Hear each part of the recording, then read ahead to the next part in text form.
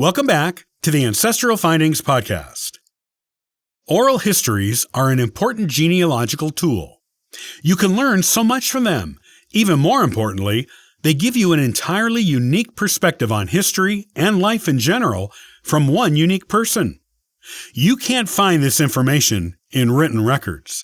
This is why you should do as many oral histories as you can, and how to best preserve them for future generations of your unique family.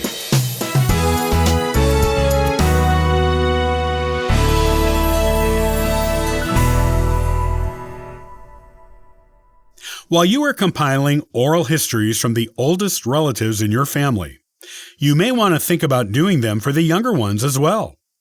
This is something that has not traditionally been done much in the past, as oral histories were seen as something that people would give once they were elderly and had long tales of historical value to tell. But when you think about it, an oral history is a glimpse at the world according to one particular person. Since people change throughout their lives, their perspectives and beliefs, and even ways of speaking and describing things change with them. Imagine how interesting it would be to future generations to enjoy the perspective of modern times from the point of view of a young person, a child, a teen, a middle-aged person, or someone else who was younger than elderly. Such perspectives would be excellent and valuable additions to your family tree, and to the history of your town, and the world. You could take oral histories from as many people in your family as you can, of all ages, and put together an excellent genealogy book full of fascinating and unique perspectives of all the present-day generations for future generations to enjoy. Wouldn't it be wonderful to have a recounting of your great-grandmother's childhood that she told someone when she was still actually a child?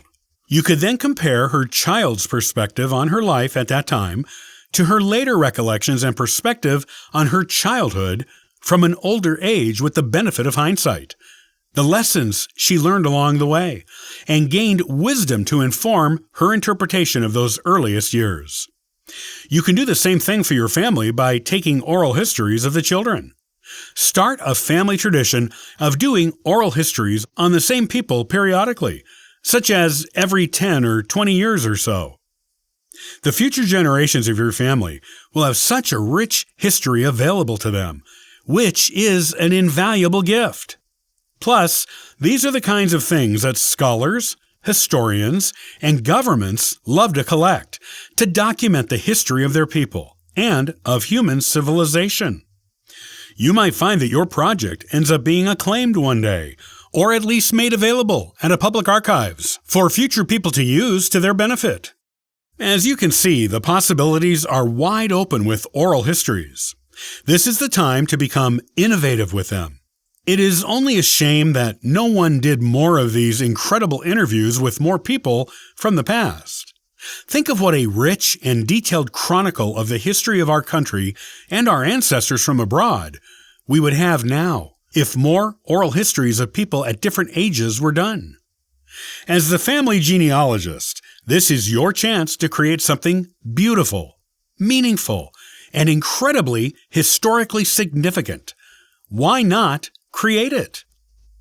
Once you have made your oral history questions, given the interview, and transcribed it, you must decide how you will preserve it.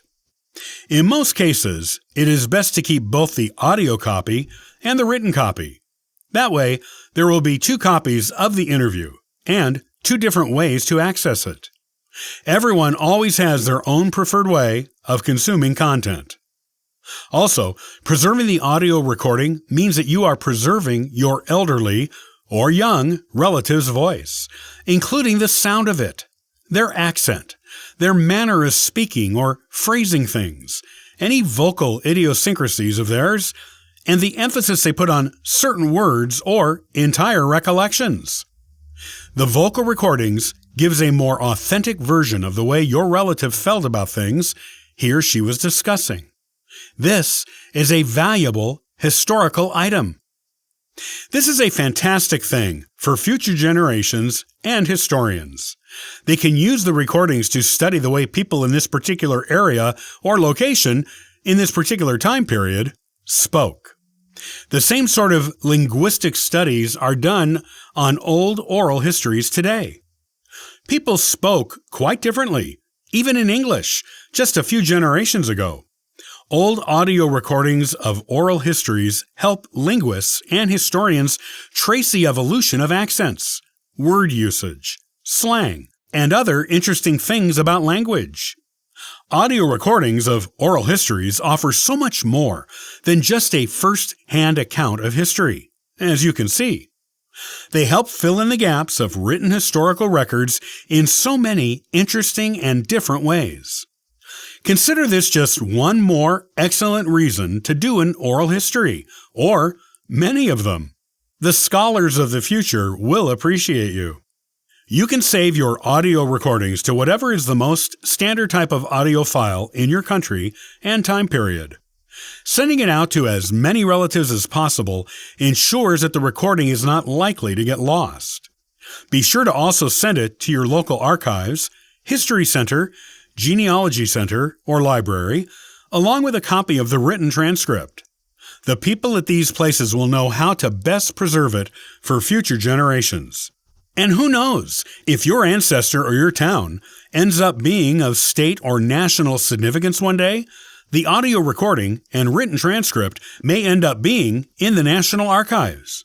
What an honor that would be! Now that you know the importance of oral histories, go out and find some to listen to or read. Check with the website of the National Archives as well as at your local library and on Amazon. You can even Google oral histories to find other websites that might have audio or written oral histories, or both versions. Listen to or read the ones that interest you the most, and use those as inspiration for doing your own oral history interviews. Take note of what questions were asked, as well as what wasn't asked that you would have liked to have known.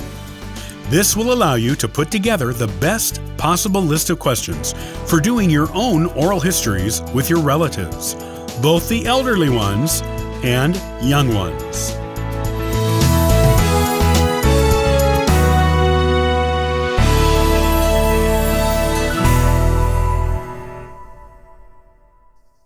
Thanks for listening and subscribing to the Ancestral Findings podcast. Check out ancestralfindings.com and download a free genealogy ebook, and sign up for the weekly historical postcard giveaway. I hope you have a wonderful day and happy searching!